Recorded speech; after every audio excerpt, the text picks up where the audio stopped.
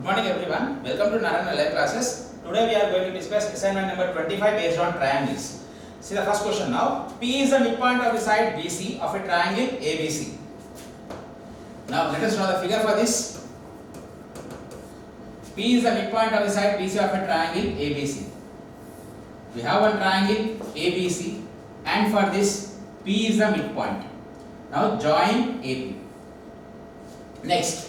If Q is the midpoint of AP, here is one point Q which is the midpoint of AP, and BQ when produced meet AC in L. So join this BQ part and extend it to meet AC at L. Prove that LA is equal to 1 by 3 CA. So these are the things which I have. P is the midpoint of BC. P is the midpoint of BC, first thing, and the next one is Q is the midpoint of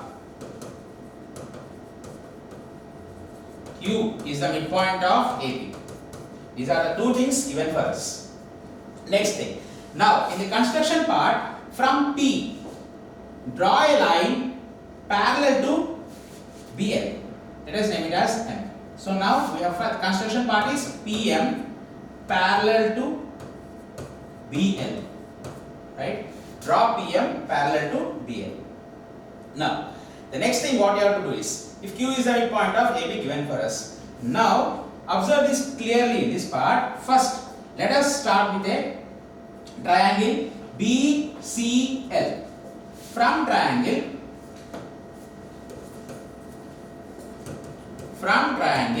BCL, just have a concentration on this correctly.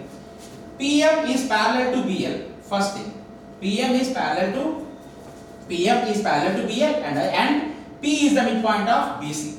So it's already clear that PM is parallel to BL and P is the midpoint of BC. So therefore M becomes the midpoint of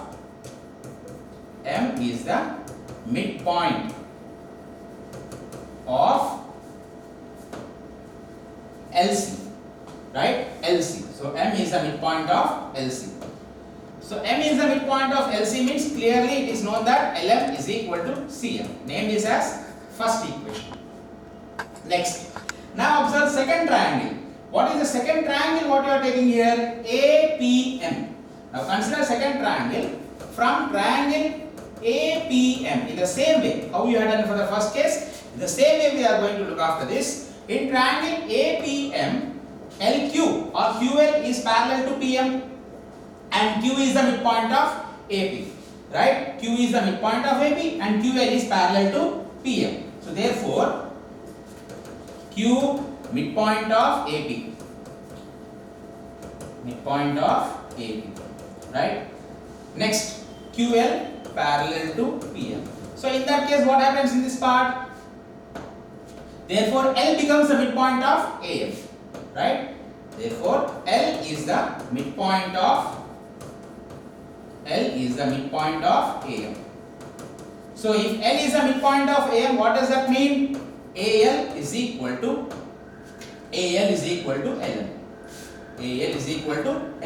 Name this as second equation. So, from 1 and 2 equations, if you observe properly, LM is equal to CM and AL is equal to LM. So therefore, from 1 and 2 equations, we can write it as CM is equal to AL is equal to LM. Right?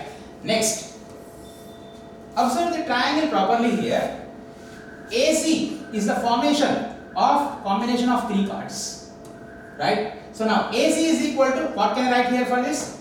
AC is equal to AL plus LM plus CM. AL plus LM plus CM. Now in the place of CM, I can write LM again and we got it clearly. CM is equal to LM is equal to AL. So what I am going to do here is AC is equal to AL. In the place of LM also I will write as AL plus in the place of CM also I will write as AL. So in that case what I will get now? AC is equal to 3AL. From here AL is equal to 1 by 3 AC. Right? So AL is equal to 1 by 3 AC or LA is equal to the same thing. LA is equal to 1 by 3 AC. This is what you have to prove. This is the first theorem. Now, coming to the second one. In the given figure, AB is parallel to CD, OA is equal to 3x minus 19, OB is equal to x minus 4, OC is equal to x minus 3 and OD is equal to 4. Find x.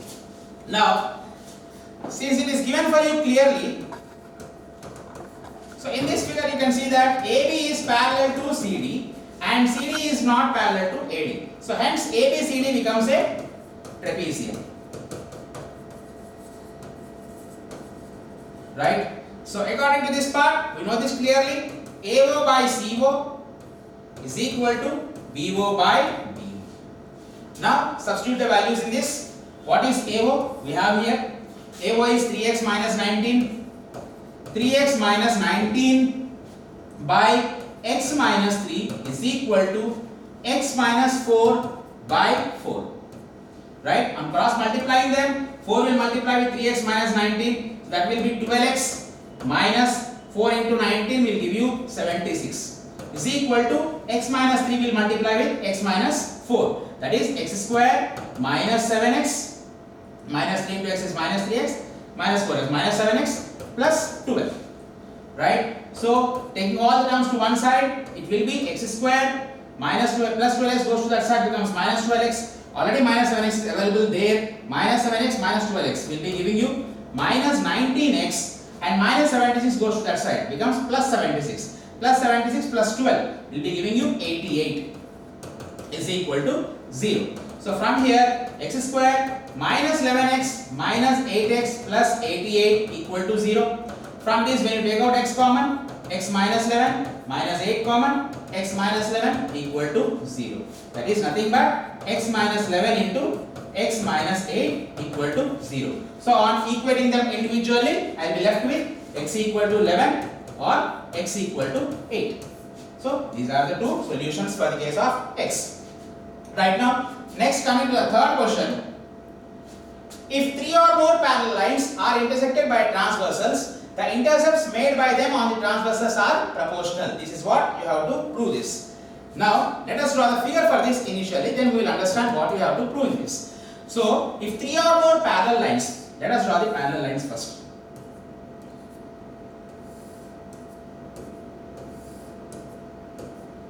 Name this as L1, L2, L3. These are the three parallel lines. Are intersected by transversals, right? So now, let us suppose that M is one transversal and N is one transversal.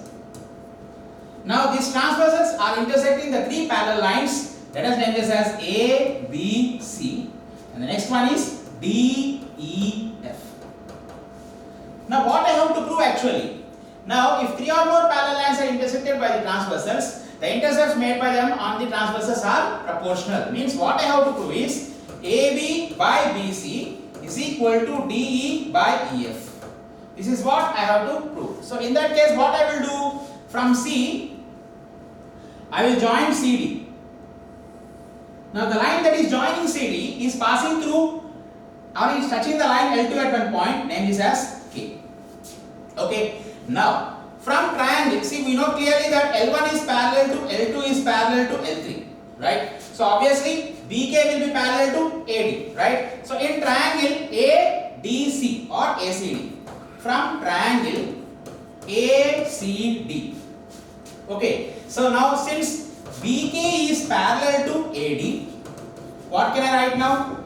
CB by BA is equal to CK by KD. This is according to the basic proportionality theorem part. Just reverse them. So what I will get now, when you reciprocate them, I will be left with DK by KC is equal to AB by BC, or AB by BC is equal to DK by KC. Anyway, name this as equation number 1. Now consider second triangle DCF. In triangle DCF, in triangle DCF, KE is parallel to FC. KE is parallel to FC or CF. So in that case, what happens in the same thing? The same as per the basic proportionality theorem. DK by KC is equal to, As per that basic proportional theorem, dk by kc is equal to de by ef. de by ef. Name this as second equation. Now observe 1 and 2 equations.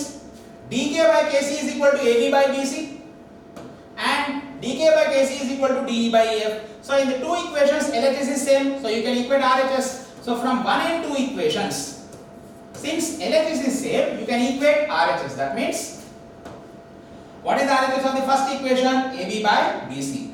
Therefore, AB by BC will be equal to the RHS of the second equation, that is DE by EF. This is what they are divided proportionally.